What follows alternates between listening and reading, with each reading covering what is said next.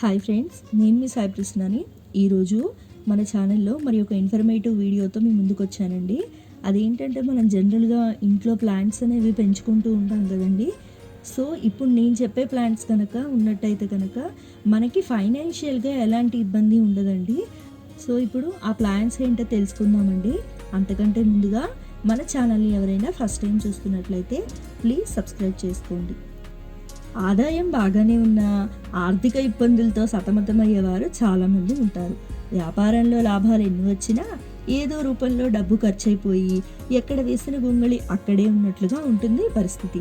ఈ కష్టాల నుంచి తమను గట్టెక్కించాలని దేవుణ్ణి ప్రార్థిస్తారు, దేవుడిపైనే భారం వేస్తుంటారు.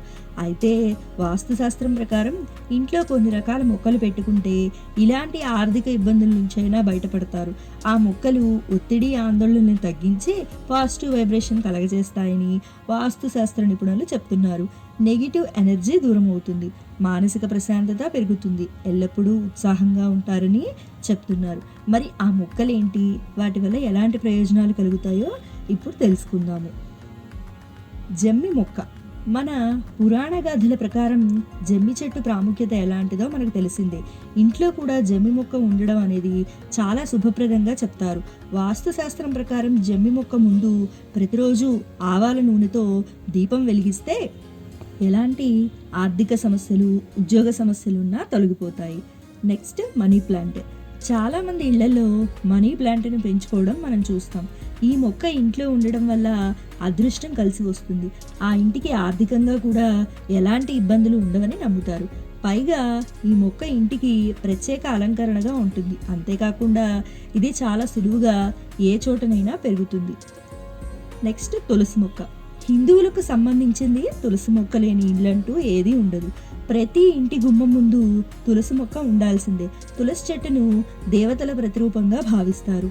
రోజు ఆ మొక్కకు పూజ చేస్తే లక్ష్మీ కటాక్షం లభిస్తుందని నమ్మకం. తులసి ఆకుల్లో ఎన్నో ఔషధ గుణాలు ఉంటాయి కూడా, కాబట్టి ఆరోగ్య ప్రయోజనాలు లభిస్తాయి. నెక్స్ట్ వన్ వెదురు మొక్క. ఇంటి ఆవరణలో వెదురు మొక్కలు ప్రత్యేక ఆకర్షణీయంగా నిలుస్తాయి. వెదురు మొక్క కూడా అదృష్టాన్ని తీసుకువస్తుంది. ఈ మొక్కను ఇంట్లో పెంచుకుంటే ఆర్థిక ఇబ్బందుల నుంచి ఉపశమనం కలుగుతుంది. అలాగే స్నేక్ ప్లాంట్. స్నేక్ ప్లాంట్ గాలిని శుద్ధి చేస్తుంది. రోడ్డు పక్కన ఇళ్ళున్న వారు ఈ మొక్కను పెంచుకోవడం వల్ల బయట నుంచి వచ్చే కాలుష్యమైన గాలిని శుద్ధి చేసి మంచి గాలిని ప్రసరింపచేస్తుంది. వాస్తు ప్రకారంగా కూడా స్నేక్ ప్లాంట్ ఇళ్లలో ఉంటే వారికి ఆర్థిక సమస్యలు ఉండవు. నెక్స్ట్ మొక్క తూజా ప్లాంట్.